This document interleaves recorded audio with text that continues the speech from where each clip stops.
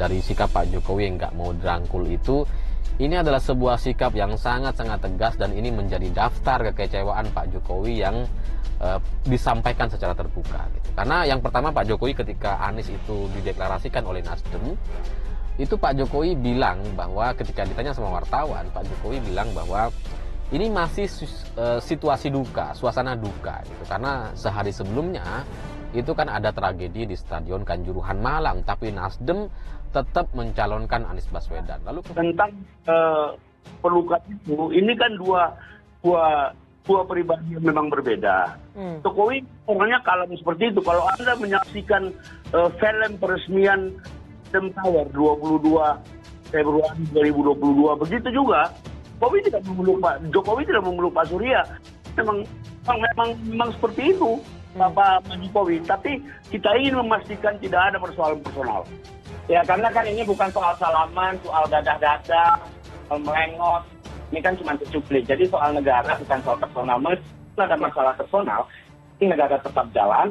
Hanya kita harus pertanyakan dan evaluasi soal komitmen kita. Karena kan ada tagline perubahan nih di Nasdem. Gegara pengusungan Anies Baswedan, Nasdem dan Jokowi memanas.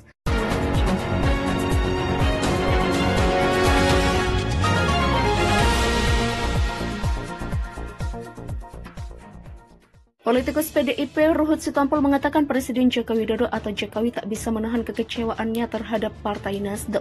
Hal tersebut menyusul sebuah video viral yang menunjukkan orang nomor 1 di tanah air tersebut terkesan menolak pelukan dari Surya Paloh. Waktu dia salamkan kalau kawan lama maunya peluk, cipika-cipiki, tetapi ditolak Pak Jokowi. Adu kening biasanya tetapi ini ditolak. Demikian kata Ruhut pada Sabtu 22 Oktober.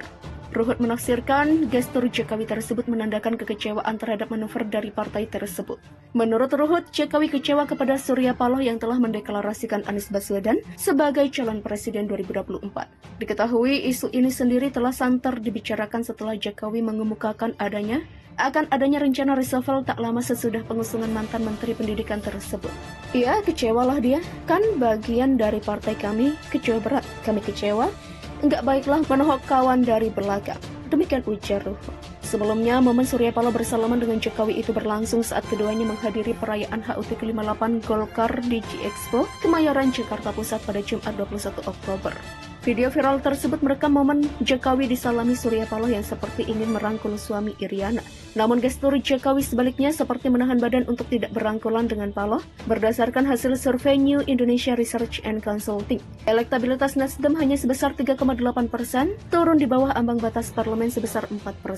Itu didapat Nasdem setelah mendeklarasikan Anies Baswedan sebagai Capres 2024. Setelah resmi mencapreskan Anies, elektabilitas Nasdem makin terpuruk hingga di bawah parliamentary threshold, kata Direktur Eksekutif New Indonesia Research and Consulting Andreas Nuryono di Jakarta pada Sabtu 23 Oktober. Pada Februari 2022, elektabilitas Nasdem berada di atas ambang batas parlemen. Ketika itu elektabilitas Nasdem dicatat sebesar 5,3%. Pada bulan Juni 2022, elektabilitasnya turun menjadi 4,4% dan pada bulan Oktober 2022 sebesar 3,8%. Nasdem merupakan salah satu partai pendukung Jokowi sejak periode pertama dan berada di kubu Ahok pada Pilkada DKI Jakarta yang memenangkan Anies. Demikian kata Andreas.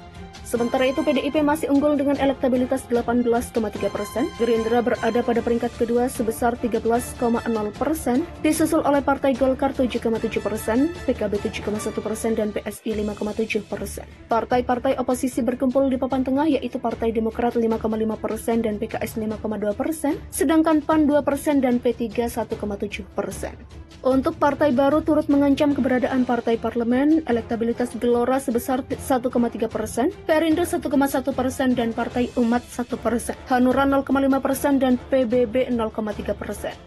Sisanya partai-partai lain 0,7% dan yang menjawab tidak tahu atau tidak jawab 25,1%.